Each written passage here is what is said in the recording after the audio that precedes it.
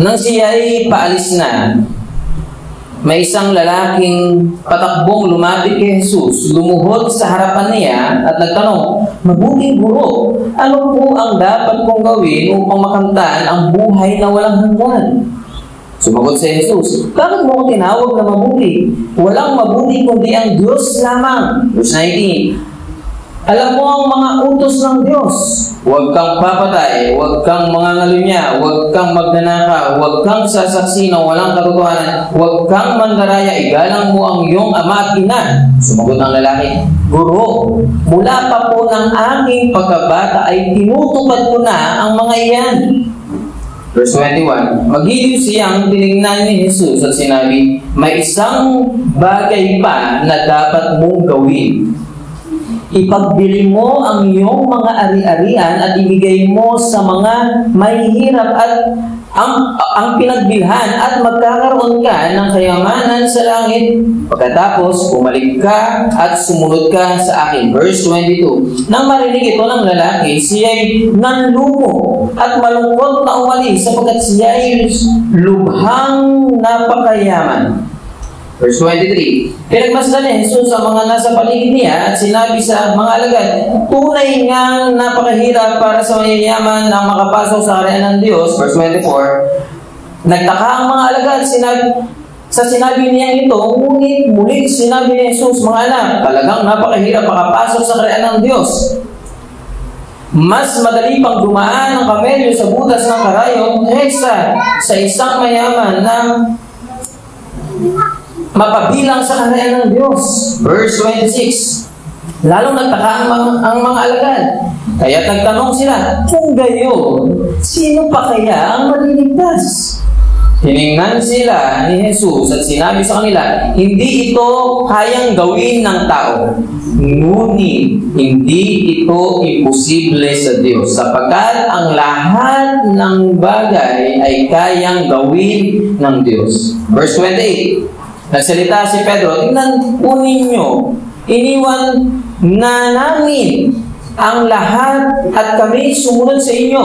Sumagot si Jesus, "Tandaan ninyo, ang sino man nag-iwan ng kanyang tahanan o ng mga kapatid, ng mga magulang, ng mga anak, ng mga lupain, dahil sa akin at sa magandang balita ay tatanggap sa buhay na ito ng 100 ulit pa ng mga iyon, mga bahay, mga kapatid, mga ina, mga anak, at mga lupain, ngunit may kalakip na pag-uusig, at sa panahong dating magtatamo siya ng buhay na walang hanggan." Last verse, ngunit maraming nauuna na mahuhuli at maraming nahuhuli ang Salamat sa pagkabasa ng salita ng Diyos. Pwede po tayo makupo. So, ngayon po, sa ating aralin, gusto ko lang bigyan kayo ng gusto ko lang i-set yung dapat nating maunawaan sa mga talata na ating pag-aaralan. Kasi kung pwedeng ma-misinterpret natin yung gustong sabihin ni Christ dito, at malaki ang chance na kung pwede natin ma-misinterpret kapag hindi natin naunawaan kung ano ba yung kalagayan ng mga Hudyo during the time ni Christ. Kasi ganito yan. Listen po. Pag ang tao nagka-problema, para sa mga Hudyo, ang tingin ng mga religious leader at ang theology nila noon, ibig sabihin, ang kaunawaan ng mga Hudyo patungkol sa mga problema ay dahil nagkasala ka. Ganon ang pagkaunawa ng mga Hudyo sa mga taong naghihirap, sa mga taong nagdudusa. Ang tingin nila ay dahil yon sa kasalanan. Kaya, nung panahon ni Jesus Christ, ang akala nila na mga mayayaman, nung panahon ni Jesus, sa kanilang kaisipan, dahil na yun ang turo sa kanila, yun ang theology nila before, na kapag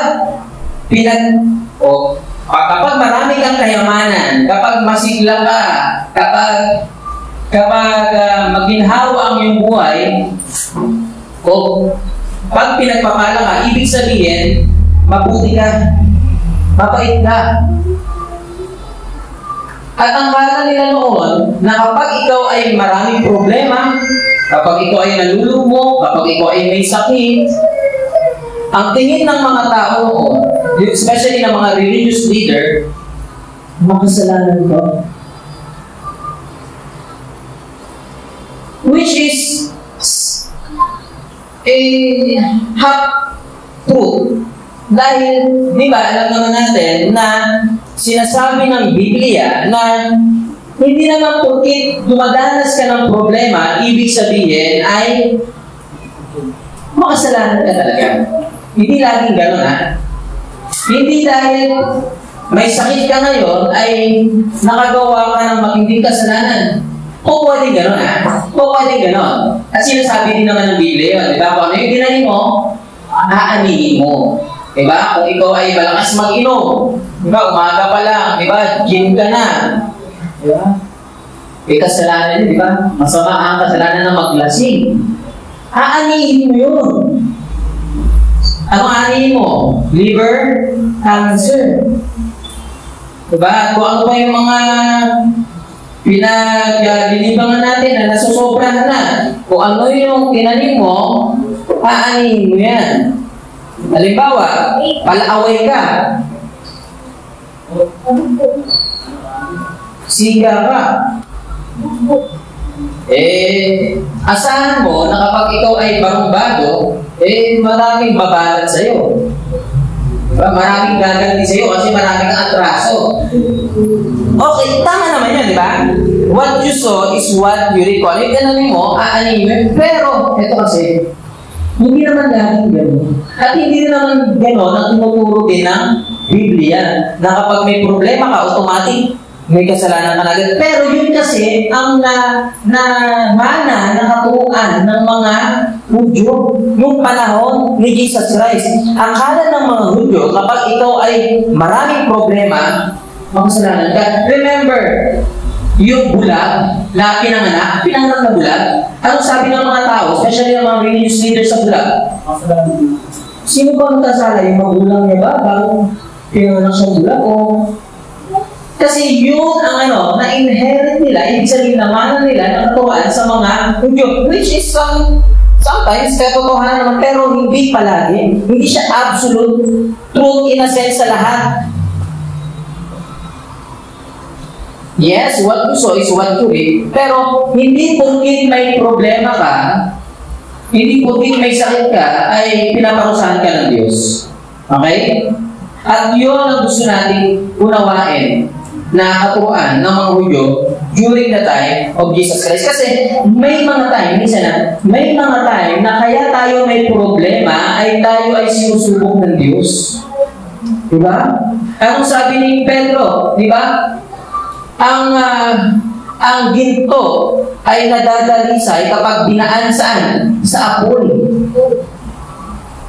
Ibig sabihin, ang tao na dumadanas ng mga matinding problema, especially yung mga mananampalataya na dumadanas ng mga matinding problema, hindi lagi nagkasala yan. Kundi may time talaga na pinapatibay sila ng Diyos, inihahanda sila, piniprepare sila sa mga atuway nilang karating, pinapatatag sila, pinapatibay. Di ba yung bakal, kapag pinadaan sa apoy, mas tumitigas, mas tumitibay. Okay? At ganoon din ang mga mananampalataya. Kaya, yes, may mga time talaga na pinaparusahan tayo ng Diyos dahil nakagawa tayo ng hindi maganda. Pero, hindi naman lagi kapag may problema tayo, ay pinaparusahan tayo ng Diyos. May time na may mga struggle tayo, kaya inaalala ng Diyos, dahil sinusubok niya tayo, sabihin, pinapatatag tayo, pinapangibay tayo. Kaya dapat kapag tayo ay nagkasala, kapag tayo ay dumadanas ng problema, yes, tanongin natin, Lord, ano ba yung nagawa mo hindi maganda? Meron ba? At isa dapat din na tinatanong natin, Lord, ano ba yung gusto mong ituro sa akin? Kapag tayo ay dumadanas ng problema. At ganito na. Sa mga Hudyo, ang tingin nila, kapag mayaman ka, pinagpapala ka, mabait ka. At akala nila, kapag mahirap ka, balik sa iyo ang Diyos. Yun ang katuruan na minana nila. Tama ba yun? Mali yun. Some part, tama naman, pero hindi yun applicable sa lahat. Diba? Kaya ini-explain ko na hindi lahat ng problema mo, bunga yan ng yes, kung uugatin naman talaga natin, kaya tayo naghihirap dahil sa kasalanan. Diba? Dahil yung sikila ay matandang. Pero may mga tayo, remember Job? Diba? Binibida pa nga ni Job, o binibida pa nga ni God, si Job kay Satan, sabi niya kay Satan, sabi ni God, nakita mo yun ako si Job? Faithful yan. Dapat yan. Anong sabi ni Satan? Magtatapat kasi sa iyo yan kasi pinagpapala mo. Subukan mo tanggalin lahat ng pagpapala, lahat ng kayamanan niyo. Ewan ko lang kung di kanya sumpayin harap-harapan. Ang sabi ni God, sige, tignan natin. Pero huwag mo siya papatay. May mga time talaga na inaalaw ng Diyos sa mga problema para tayo ay i-test, para tayo ay patibayin, para tayo ay hindi parang sa school, di ba? Di ba? Lesson, tapos merong exam. Bakit may exam? Para makita ng mga teacher kung ikaw talaga ay Ganon din sa mga hamon natin sa buhay, dapat natututo tayo sa mga ating pinagdadaanan. Okay? At tanong, anong bang connection nun sa ating aralin? Kasi ito yan. Verse 17. Sabi dito, nang siya'y paalis, ibig sabihin si Christ. Dapat niyo ako, Marcos or Mark chapter 2. Nang siya'y paalis, meaning si Christ, nung si Christ ay papaalis na, may isang lalaking patakbong lumapit kay Jesus. So, during this time kasi, si Christ ay nasa kabilang ibayo ng ilog Jordan. Nung sila ay papaalis na, merong isang lalaki na patakbong lumapit kay Jesus Christ. Actually, etong praise nito, may makikita natin na parang etong lalaki nito, may sign ng humility. Pero mamaya makikita natin kung talaga siya ay mapagkumbaba. Kasi, di ba, nabanggit ko naman sa inyo noon, hindi normal sa mga lalaki noon, especially yung mga mayayaman, ang tumakbo. Okay? Hindi normal sa kanila yun. Kasi lahat ng tao noon ay nakadress. Di ba? Nakadress noon, di ba, gano'n ang cloth, di ba, dami nila price. Kaya hindi, kapag sila ay tatakbo, i-gear nila yung loins nila para sila ay makatakbo. So itong, at para sa mga lalaki, especially itong lalaki kasi na ito, itong batang, rich young ruler.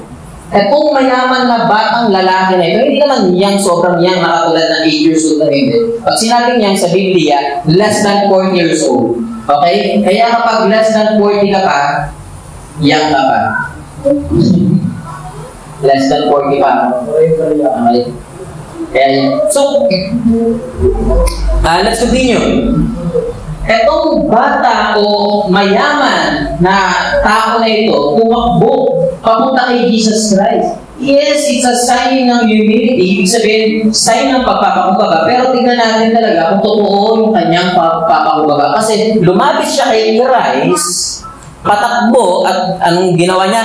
Lumuhod sa harapan at nagtanong, wow! Itong lalaki na ito, yes, nakita natin sa inyo kanyang humility, yung kanyang pagtakbo, at hindi lang yun, lumuhod pa. Bakit kaya? Kasi sabi sa Synoptic Gospel, yung mga ibang book sa kwento patungkol kay Christ. Ang sabi dito, katulad ng binanggit ko kanina, etong lalaki na ito ay isang rich young ruler. Rich dahil siya ay mayaman. Hindi rich kasi rich yung pangalan niya. Okay? Rich siya dahil talagang mayaman siya. Okay? At young siya kasi siya ay Hindi pa lampas ng 40, bata pa. And then ruler, bakit? Kasi ito ay sabi ng ibang talata, itong lalaki na ito ay, listen, religious leader. At pag sinabing ruler sa nila, pwede itong member ng Sanhedrin. Pag sinabing Sanhedrin, para itong Senate, para itong Congress. At gano'n ang mga Israelita, meron silang Sanhedrin. Ang Sanhedrin ay composed ng 72 religious leaders. At isa yun. Itong lalaki na ito, isa sa mga leader. At pero, nung nakita niya si Jesus Christ, patakbo at lumuhod kay Jesus Christ. At meron siyang question. At napakaganda na ito. Sabi niya muna, ang approach niya kay Jesus Christ, verse 70 pa din, mabuting guro. Sa English, good teacher. Sabi niya, ito yung question niya. Ano po ba ang dapat kong gawin upang makamtan ko ang buhay na walang hanggan? Wow. Religious leader to Pero hindi siya sigurado kung pupunta siya saan? Sa langit. Kaya, syempre, sino bang hindi gusto pumunta sa langit, di ba? Sino bang ayaw na magkaroon ng kasiguraduhan na siya ay pupunta sa langit? Di ba gusto natin lahat? Sure tayo na pumunta sa langit? Sana huwag tayo sure na pupunta tayo sa impyerno.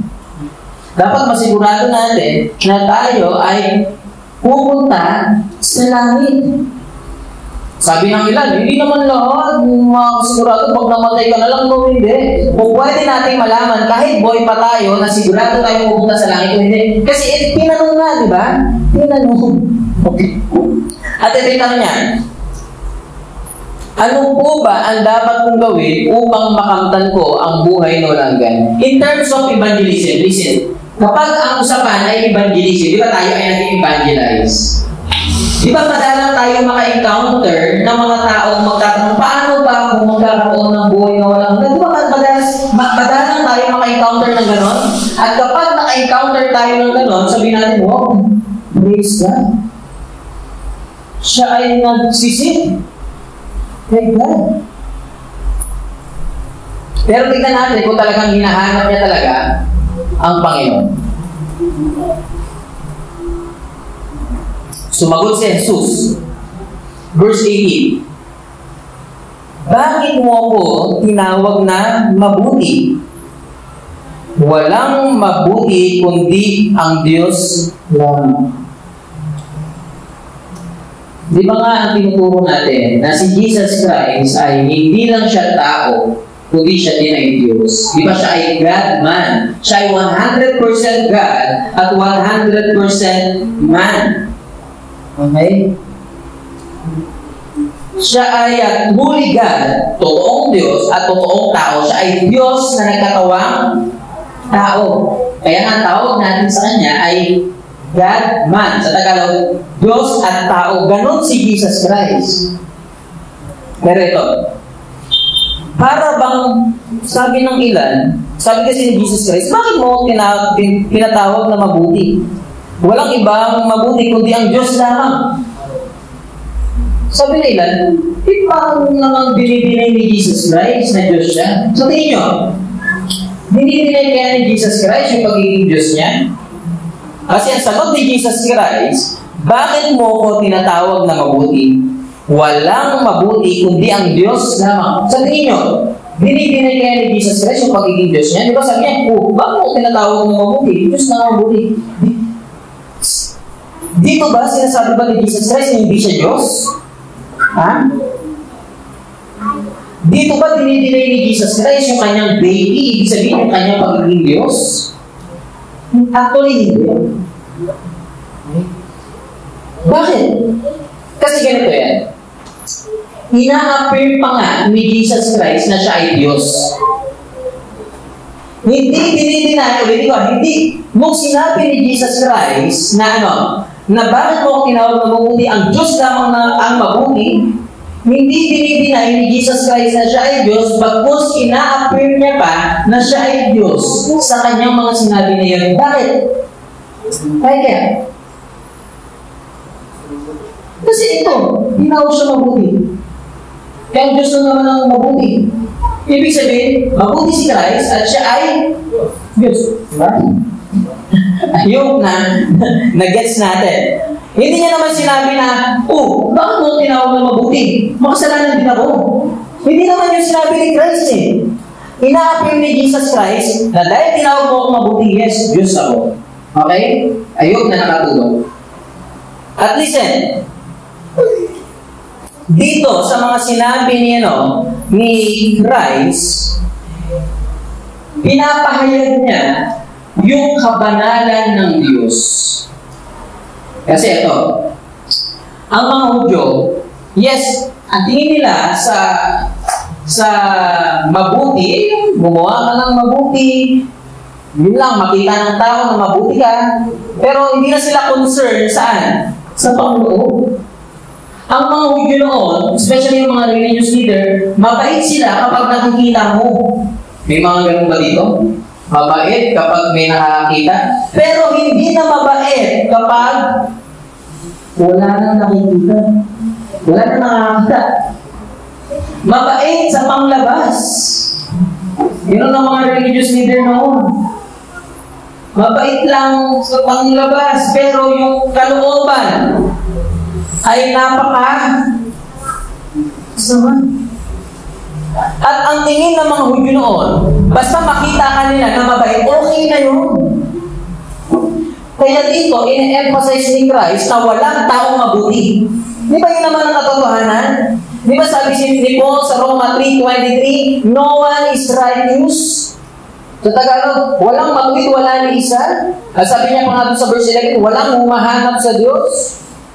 At sabi niya sa verse 23, sabi ni Paul, chapter 3, sabi niya, walang nakaabot sa kaluwalhatian ng Diyos. Sa standard ng Diyos, walang nakatapat. Akala ng mga Hudyo na kapag mabuti ka, dahil nakikita nila na gumagawa ka ng mabuti, kinap na yun. Pero dito, sinasabi ni Christ na walang mabuti kundi ang Diyos lamang. Akala kasi ng mga Hudyo noon na basta sumusunod ako, makita nila ako, mabait na ako, diba? Hindi na ako nagmumura, pero nagmumura sa isip. Diba? Pag inutusan, hindi nga nagmumura, pero sa isip, puro ng mura. Alam naman ng Diyos yun, magyang iniisip nyo. Diba? Hindi nga nagdadabog, pero yung kalooban niya, ang sama. Akala kasi ng mga Hudyo noon, basta okay, sumunod ka, nakikita ka nila, parang mabuti ka, yung nagbibigay ka, okay, tumutulong ka sa mga hirap, okay na yun, hindi. Ang labas na yun, kabutihan. Kaya dito, sinabi ni Christ, bakit mo tinawag na mabuti? Ang Diyos lang ang mabuti kasi ang akala ng mga Hudyo noon, mabubuti na sila. Pero ine-emphasize dito ni Christ yung kabanalan ng Diyos na walang pwedeng tumapat sa kabanalan ng Diyos dahil ang Diyos lang ang mabuti. Hindi mo pwedeng tapatan ang kabaitan ng Diyos. Dahil ang Diyos lang ang talagang mabuti. At ito na. Sinagot na ni Christ yung ano may tanong kanina ng rich young ruler? Anong tanong niya kay Christ? Paano po malalaman o paano po, ano po ba yung gagawin ko para ako ay magkaroon ng buhay na walang hanggan? Sa madaling sabi, paano ba ako, Jesus, magkakaroon ng eternal life? Ba yung gusto natin? Eternal life. Sa langit hindi sa heaven. Eternal life, kasama ang Diyos. Ito ang sagot ni Christ. Di ba nga siya ay religious leader? So, alam ni Christ, alam niya ang kautusan. So, listen. Sabi ni Christ, verse 19, alam mo ang mga utos ng Diyos. Sabi niya sa lalaki, huwag kang papatay. Huwag kang mangangalunya, huwag kang magnanakaw, huwag kang sasaksi ng walang katotohanan, huwag kang mandaraya, igalang mo ang iyong ama at ina.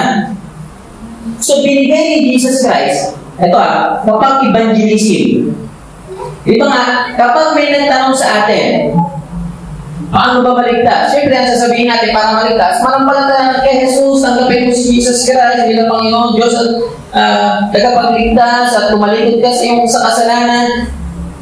Ganun tayo, di ba? Pag nag-share tayo ng gospel. Pero, iba ang approach ni Jesus Christ. Kapag nag-share siya ng gospel, anong pinagbubunan niya? Law, batas, di ba? Ano ba itong mga sinabi ni Jesus Christ? Saan ba ito kasama? Di ba? Huwag kang papatay, huwag kang mangangalunya, huwag kang magnanakaw, huwag kang sasaksi sa walang katotohanan, huwag kang mandaraya, igalang mo ang iyong ama at ina. Saan kasama yun? Saan utos yun? Sa 10 utos. Kapag si Jesus Christ nag-evangelize, yes, tama naman, di ba? Kapag may nagtanong sa atin, tama naman, 100%. Kapag may nag-ask sa atin, paano ba ako maliligtas? Di ba dapat ang sasabihin natin, yes, tanggapin mo si Christ, manampalataya ka sa kanya, manalaga sa kanya, tumaligod sa mga kasalanan. Tama yun, yes. Pero, iba ang way kung paano si Jesus Christ mag-evangelize. Anong ginawa niya? At maganda rin kung pwede natin may apply. Banggitin natin ang law, ang kautusan. Kasi kapag si Jesus Christ nag-evangelize, binabanggit niya ang law, ang utos. Hindi dahil mas maliligtas tayo sa law. Di ba? Alam naman natin na walang kaligtasan sa kautusan. Hindi tayo maliligtas sa mga utos. Ang nagligtas sa atin, di ba? Ang biyaya ng Diyos sa magitan ng ating pananampalataya kay Kristo Jesus lamang. Di ba? Yun, doon tayo maliligtas. Pero bakit ba binanggit ni Jesus Christ ang law kapag siya ay nag-evangelize? Kasi evangelism ito Pinagtanong sa kanya, di ba? Paano ba bumasa langit? At paano niya in-approach yun? Inumpisahan niya saan? Sa pagsabi ng kautusan. Ng 10 commandments. Ano ba yung sinabi dito 10 commandments?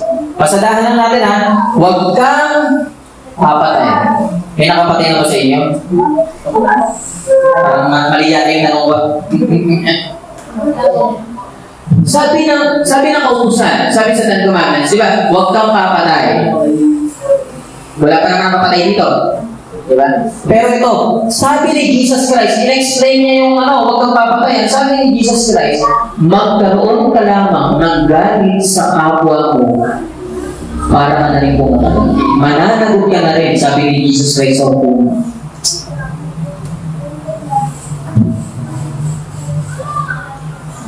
Nagkaroon na ba kayo ng galit sa inyong kapwa? Ibig sabihin, mamamatay tao. Sabi kasi ni Christ, magkaroon ka lang ng galit sa kapwa. Magkaroon ka lang sama ng loob. At ito pa, sabi pa ni Jesus Christ, huwag kang mangangalunya. Ibig sabihin, huwag kang papatol sa hindi mo asawa. Pero ang sabi ng explanation ni Jesus, tumingin ka lang ng malaswa sa kapwa mo, nangangalunya ka na. Saan? Sa puso. Okay? Tumingin ka lang ng malaswa. Lalo ngayon, di ba? Grabe yung kalaswaan sa internet, sa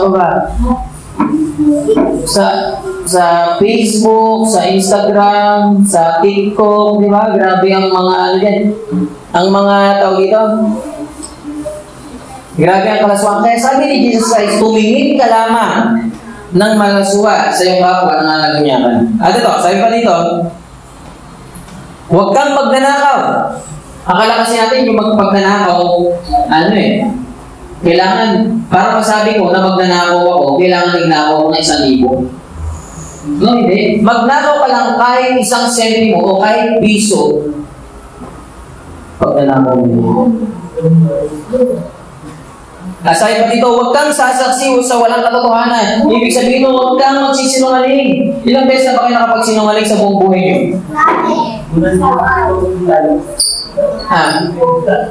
Ilang beses na ba kayo nakapagsinungaling? Nitong umaga, ilang beses?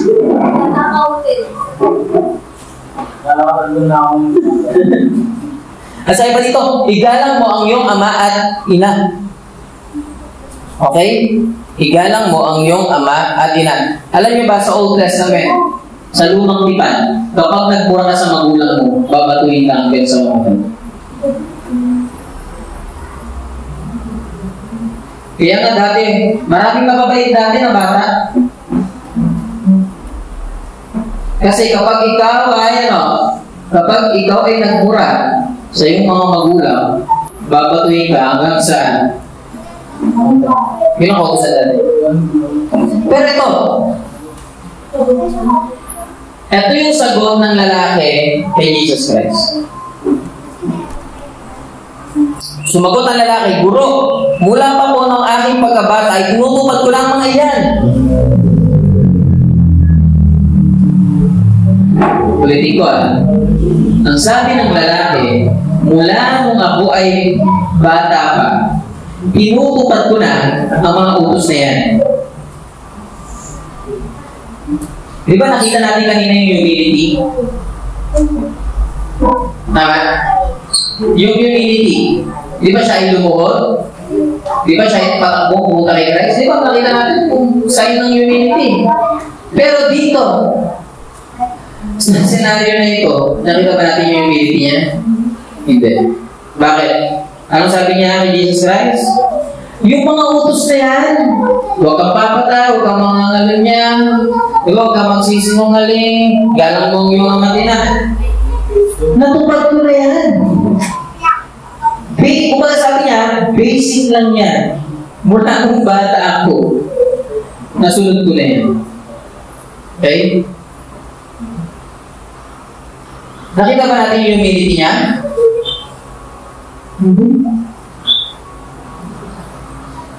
Pero sa katotohanan, katulad ng tanong ko kanina, ano ba yung purpose ni Christ? Bakit niya binanggit yung law kapag siya ay mag-share ng gospel? Actually, kaya binabanggit ni Christ ang law ay para ang isang tao makita niya na siya ay makasalanan at maupet siya sa kanyang kasalanan. Maupet siya sa law. Kaya si Jesus Christ nagtuturo ng law para makita mo na ikaw hindi mo kayang sundin ang utos ng Diyos. Okay? Sino ba dito nakasunod ng Ten Commandments? Wala pa, di ba? Hindi kayo pwede magtaas, pwede kayo kumakot.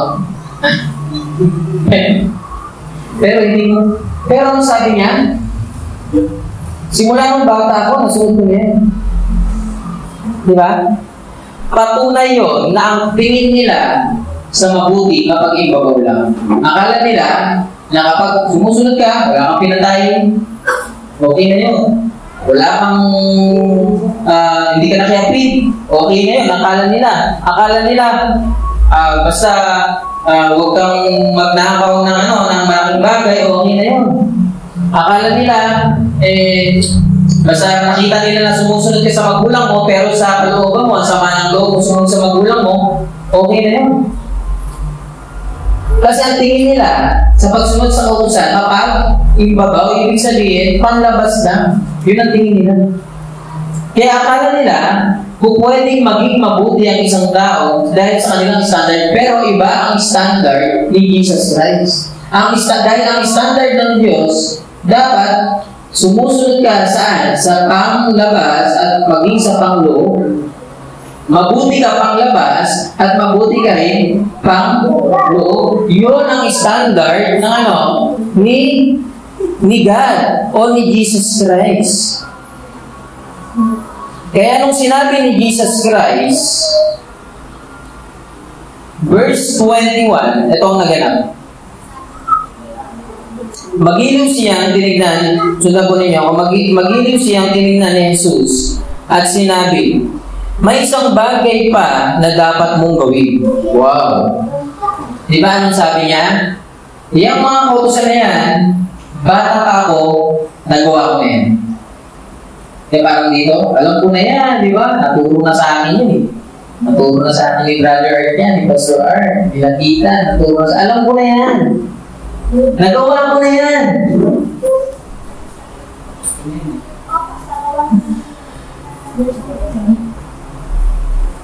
Pero sabi ni Jesus Christ, tinignan siya ni Jesus Christ, mag-ino siya tinignan, at sabi ni Jesus Christ, may isa ka pa. Sige, okay, sabihin natin, sige, nagawa. Pero ito nga, titignan na natin kung talagang sinunod mo ang utusan. May isa ka pa na hindi nagagawa. Ito yung dapat mong gawin. Ano yung sabi ni Jesus Christ?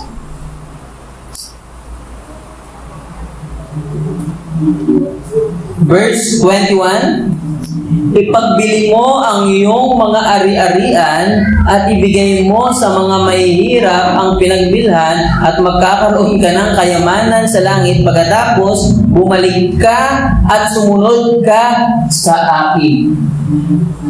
Anong sabi ni Jesus Christ? May isa pa siyang dapat gawin.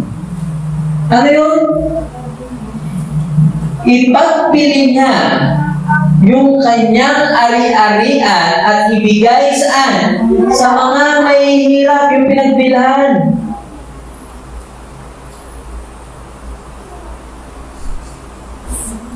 At ano kaya naging response ng rich young ruler? Verse 22. Nang marinig ito ng lalaki, siya'y nang lumo. Ano ba itsura ng lumo? Parang ganyan. Kaya ganyan. Ganyan ang itsura ng lumo. At malungkot. Ano ba itsura ng malungkot? Ganyan. Ganyan. Ba't laging ganyan ang mga itsura?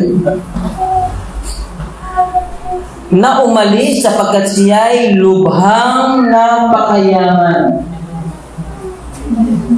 Di ba ano sabi niya? Bata pa lang ako, nasunod ka na yung utusan. Di ba? Habol ba yun? Habol. Wala, basic yan, basic. Pero sabi niya, sige nga. Tignan na natin kung talaga nasunod mo. Ito gawin mo. Benta mo lahat ng ari-arian mo. Bigay mo saan? Sa mga may hilo. Masusunod niya kaya. Anong ginawa niya? Anong narinig niya? Umuwi siya, luwa. Malungkot, naglumo siya. Bakit? Sobrang dami niyang kayamanan.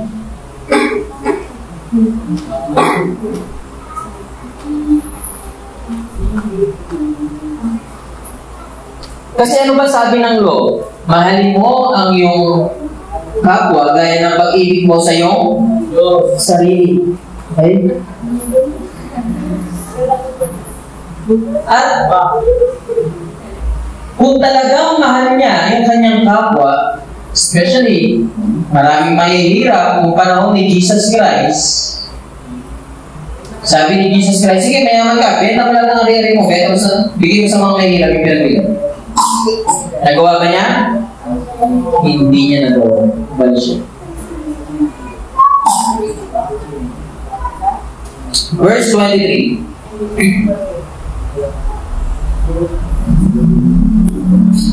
Pinagmasdan ni Jesus ang mga nasa paligid niya at sinabi sa mga alagad, tunay ngang napakahirap para sa mayayaman ang makapasok sa karya ng Diyos. Pwede ko Pinagmasdan ni Jesus ang mga nasa paligid niya, ibig sabihin, yung ano niya na ngayon, yung focus niya na ngayon, nung sinabi niya, di ba kanina, ang focus niya, doon lang sa rich young ruler, di ba? Sa isang tao lang. Ngayon naman, ang attention niya ngayon, natuon niya na saan? Sa mga tao, sa kanyang paligid, especially yung sa kanyang mga alagad. Anong sabi niya? Ito ang sabi niya. Tunay ngang napakahirap para sa mayayaman ang makapasok sa karyan ng Diyos. Ano daw? Napakahirap daw para sa isang mayaman na makapasok sa karyan ng Diyos. Bakit kaya sinabi ni Jesus Cristo? Bakit kaya sinabi ni Jesus Cristo? Balik tayo sa sinabi ko kanina, sa introduction natin. Umpisahan ko. Diba, ang banggit natin kanina, sinet ko yung yung dapat nating malaman para sa text na ito. Ang tingin kasi ng mga Hudyo, kapag ikaw ay mayaman, malapit ka sa Diyos. Di ba kasi pinagpapala ka? Akala nila, kapag pinagpapala, mabait, malapit sa Diyos. Kapag may sakit, kapag may problema, malayo ka sa Diyos. Di ba gano'n ang tingin nila noon? Ibig sabihin, nung panahon ni Jesus Christ, ang tingin ng mga Hudyo, kapag mayaman ka, isang akbang ka na lang, lagi na. Gano'n ang kanilang pananaw, kasi akala nila, kung mayaman ka, kaya ka pinagpapala. Pero ano sabi ni Jesus Christ? Binago ni Jesus Christ yung kanilang theology, yung kanilang kaugawaan sa Diyos. Ano sabi ni Jesus? Napakahirap para sa mayaman ng makapasok sa kaharian ng psychologically, yes talaga. Dahil pag mayaman ka naman, di ba? Pwede kang di ba? Pwede kang pumunta lahat ng beer house niyan, di ba? Pwede mong daanan, di ba? Pwede kang meron kang limousine, lahat ng mga diyan, pwede mong puntahan. Isakay. Di ba?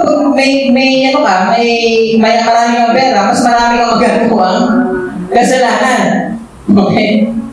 Kapag mahirap ka, limitado, di ba? Kahit panggod, wala kang mahirap. Mahirap, di ba? In a sense, in some way, totoo yun, pero ito kasi yan. Gusto lang baguhin. Bakit ba sinabi ni Jesus Christ napakahirap sa isang mayaman? Kasi ang tingin kasi nila, kapag mayaman ka, malapit ka sa Diyos, yun ang gustong basagin ni Jesus Christ. Na hindi pugit, pinagpapala ka, malapit ka sa Diyos, na hindi pugit, marami kang problema, malayo ka sa Diyos. O hindi. Yun ang gustong basagin ni Jesus Christ. Na hindi pugit, may sakit ka ngayon, sobrang sama mo. Hindi gano'n.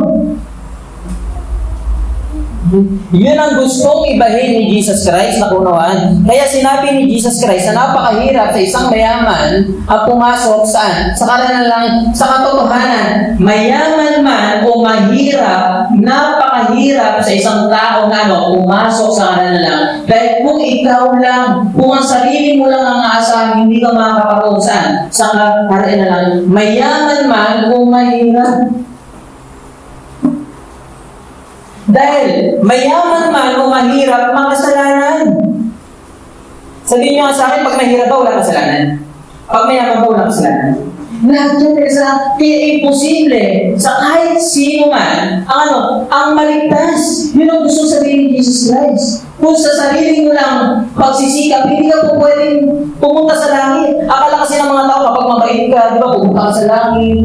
Diba? Kapag marami kang tinutulungan, is maganda naman yun. Pero hindi ayon ang paraan para maligtas ang isang tao. Maliligtas ang isang tao sa biyaya ng Diyos. Sa kanyang pananampalataya kay Kristo Jesus. At yun ang gusto sabihin ni Jesus Christ. Imposible para, yes, sa mayaman, maging sa mahirap, ang makapasok sa kanila langit. At ito pa, sabi niya, nagtaka ang mga alagad ng sinabi niya ito. Ibig sabihin, yung kanyang mga disciples, di ba ang kawawa nila kapag mayaman ka malapit sa Diyos? Kung ito nga malalapit sa Diyos, hindi pupunta sa langit, paano kaya kami? Yung nahihirap kami. Kaya sabi ng sabi ng mga alagad, sino pa kaya ang maliligtas? Kung ang mga mayayaman nga na at tingin namin na sila yung mababay, kaya sila yung mayaman, malapit sila sa Diyos, paano pa kaya kami, ang tingin ng mga tao mahirap, pinaparusahan ng Diyos, paano pa kaya kami maliligtas? Di ba nagigets niyo? Ito sabi ni Jesus Christ. Nagtaka ang mga alagad sa sinabi na ito. Ngunit muli sinabi ni Jesus, mga anak, talagang napakahirap makapasok sa kaharian ng langit. Hindi niya sinaming mayaman. Sabi niya, talagang napakahirap para sa isang tao. General niya. Ang makapasok sa langit. Di ba katulad sinabi ko kanina, mayaman man o mahirap, talagang napakahirap para sa isang tao na makapasok sa kaharian ng langit. Sabi doon, mas mabuti pang dumaan ng kamelyo sa butas ng karayong kaysa sa isang mayaman na mapabilang sa kaharian ng langit. Yung sinulid niya, di ba, ang hirap ipasok sa karayong? Di ba? Inspiration mo ba yun? Lalo na kapag medyo nagkakaedad ka na, di ba, lumalabo na yung paningin, di ba? Sa oras ka hindi. Ba't di mo tapos yung tinatay? Hindi ko kasi mo paano pa kaya yung isang kamelyo na pumasok saan? Sa butas ng kamelyo. Sabi ng ilang mga komentary, yung mga ilang mga teologo dyan, dahil meron daw lugar sa Israel na kutawagin na yan, middle camel, parang gano'n. Pero sa katotohanan, walang ebidensya nun. Okay? Walang lugar sa Israel or sa Middle East na kutawagin na yan, camel middle or etc. Bakit ba sinabi ni Jesus Christ na napakahirap para sa isang kamelyo na pumasok? O mas mahirap pa kaysa sa isang mayaman na makapasok sa langit? O mas madali pa makapasok ang isang kamelyo sa butas ng karayo kaysa sa isang mayaman na makapasok sa butas ng karayo ng gulo? Ito, anong gusto sabihin ni Jesus Christ? Hindi kaya ng tao na maligtas yung sarili. Imposible. Kung pwede ba pumasok yung camel sa butas ng karayong? O pwede ba? Liwan na lang kung napakalaki ng karayong. Di ba? Pero yung ordinary yung karayong. Hindi ba? Ang gusto lang sabihin ni Christ na imposible para sa isang tao na maligtas. Pero ito, bad news yun, di ba? Na hindi kaya iligtas ng tao ang kanyang sarili. Hindi kaya ng tao na hindi kaya ng tao na pumunta sa langit. Imposible para sa isang tao. Pero ito na. Verse 26, lalong nagtaka ang mga alagad, kaya nagtanong, kung gano'n, sino po kaya maliligtas? Di ba? Sino po kaya maliligtas? Verse 27, tinignan sila ni Jesus at sinabi sa kanila, hindi ito kayang gawin ng tao. Sama na tayo yan. Katulad na sinabi mo kanina, hindi kayang gawin ng tao na pumunta sa karayong ng langit. Mayaman man o mahirap. Kung yung mayaman nga, imposible, lalo na yung mahirap. Pero ang gusto sabihin ni Christ, mayaman man o mahirap, imposible na maligtas niya yung kanyang sarili. At listen, at yung sabi, hindi kayang gawin ng tao, eto na, ngunit hindi ito imposible sa Diyos. Sapagkat ang lahat ng bagay ay kayang gawin ng Diyos. Wow! Hindi mo kaya iligtas yung sarili mo. Tama? Hindi mo kaya iligtas. Pero kaya kang iligtas ng Diyos dahil walang imposible sa Diyos. Ibig sabihin, ang tagapagligtas natin, hindi ang sarili mo. Hindi ang Diyos.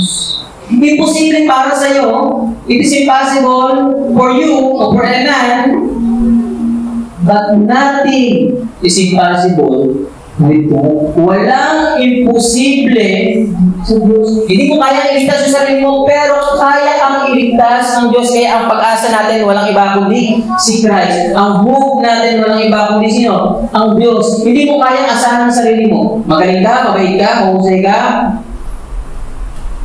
Pabait-baitan lang, di ba? Ang talaga magliligtas sa'yo, hindi ang kaya mo gawin. Kundi yung ginawa ni Kristo doon sa krus ng Kalbaryo.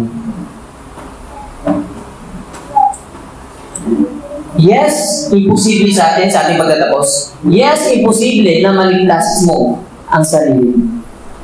Hindi mo kaya gawin. Sa totohanan yung mga law, walang nakasunod sa atin ng law. Walang naka-perfect sa atin ng law. Yung 10 Commandments, nagawa na ba ninyo perfectly? Wala. Pero merong isang nakagawa na. Sino kaya yan? Si Jesus Christ. Si Jesus Christ ang naka-perfect sa law. Si Jesus Christ namuhay siya ng 30 years dito sa mundo ito nang walang kasalanan. Na perfect niyang kautusan. Bakit kaya niya na perfect ang kautusan? Para sa atin. Bakit para sa atin? Kasi makasalanan tayo. Para makaparoon sa langit, kailangan perfect. Yung perfection ni Christ doon sa krus ng Kalbaryo, sa lahat ng sumampalataya sa Kanya, pinasa niya yun. Ang requirements sa langit, madalas naman ito sinasabi, ang requirements sa langit ay perfection.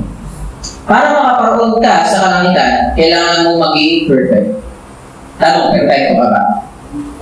Kahit perfecto ang pangalan mo, hindi ka perfecto. Okay. Dahil lang nagkasal. Pero merong isang perfect na Diyos na nagtatawang tao na ibang si Jesus Christ. At yung kanyang pagiging perfecto doon sa krus ng Kalbaryo ay napasa saan? Sa mga taong sasampalataya. Kaya kapag ikaw ay nanampalataya kay Kristo, ang tingin na sa iyo ng Diyos, hindi ka na makasalanan. Yes, nakagawa ka ng kasalanan. Pero in your inner being, ang tingin na sa iyo ng Diyos, perfecto. Bakit? Dahil saan? Sa perfection o sa perfect life ni Christ na ginawa niya dito sa lupa. At napasa yun nung siya ay namatay sa krus. Ang kailangan lang natin, response lang natin para tayo. Ano ulit yung tanong kanina? Paano ba kaligtas ang isang tao? Simple lang naman. Sampalatayaan yung ginawa ni Kristo doon sa krus ng Kalbaryo. Kasi hindi mo kahit sundin ng Lord, di ba? Pero may gumawa nun para sa'yo. Kailangan mo na lang sampalatayaan yung ginawa ni Jesus Christ sa krus ng Kalbaryo. At tumalikod ka sa iyong mga kasalanan. Next week, tutuloy natin ito. Okay, tayo natin tumayo. Tayo na lang.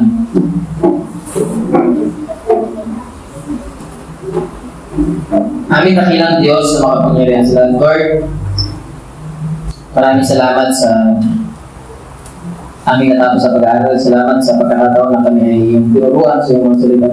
Tunay nga na imposible para sa amin ang maligtas. Ngunit alam namin na dahil sa iyong kapangyarihan, dahil sa iyong buhay, dahil sa iyong kamatayan, kami ay pwedeng maligtas. Salamat dahil tunay nga na ikaw ay nabiligtas. Sa iyong aming maasa, ikaw ang aming pag-asa, Panginoon. Ito ang dalangin sa mga Jesus. Amen and amen. Manatili ko tayong nakatayo.